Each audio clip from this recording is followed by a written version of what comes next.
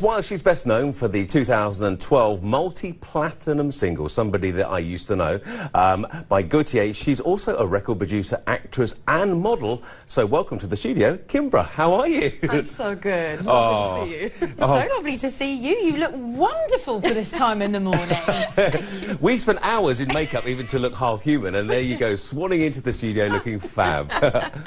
First of all, welcome to Expo 2020. Have you had a chance to have a look round at all yet? A few drives through the various, locations, and it's just incredible. I've never seen anything like this in my life. It is incredible, isn't it? Now, you haven't performed live on stage for a while, but we're going to be seeing you tomorrow night live here at Expo 2020 with your performance at 8:30. How does that feel? How are you feeling inside getting back on stage?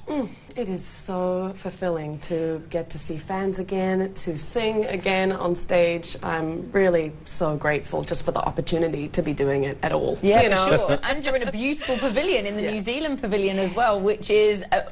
tell us your thoughts when you first walked into that pavilion, because I know, for me, it was breathtaking. Absolutely, yeah, no. I mean, the architecture of all of these locations is so stunning. And, yeah, to be here to represent my country is also really special, because I've been living in America for a long time, so I don't get that chance to connect as much with New Zealand these days. So it's really great to be here representing. I was going to ask that, actually, because I can hear your accent. There's the accent, yeah. It's a little bit messy, isn't it? Yeah. I'm sure you haven't heard that before, yeah, where you kind of get that... I was like, New Zealand, which part of New Zealand? There's a little bit of American there. I know, yeah. I left New Zealand when I was 17, so, really? Yeah. And you've travelled around ever since. Yes, and now you're at Expo. I love it. Now, you've got an album coming out next year, your fourth album, going to be released, and your fans, I know, are clamouring for that. You've got sold-out performances to go.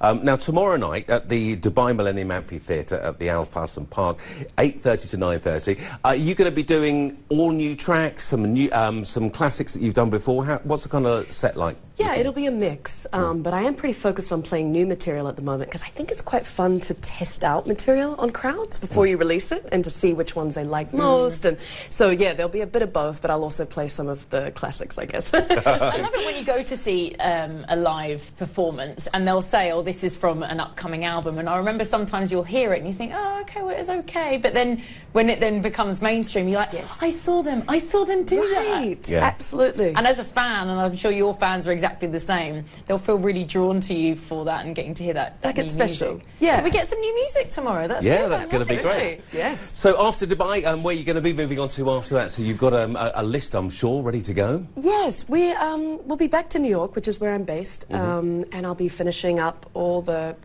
campaign imagery and just, getting everything ready for a release.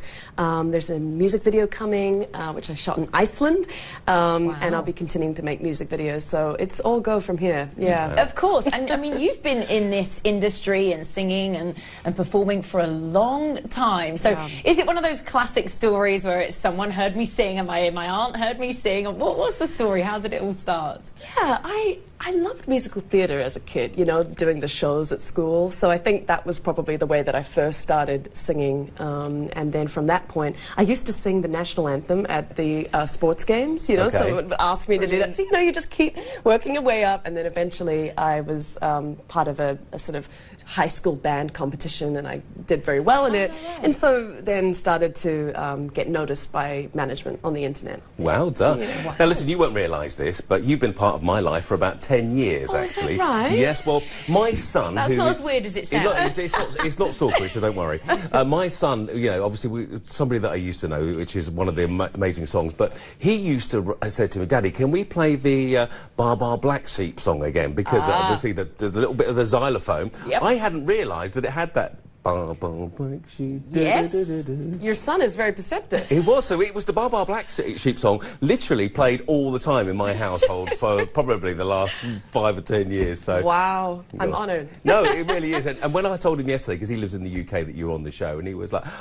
The first time he was lost for words in a long, long time. So you've made his day. He's going to be watching this later on. Talk to us a bit more about who you've collaborated with in the past. And I think it's probably quite a classic question that perhaps you're asked before.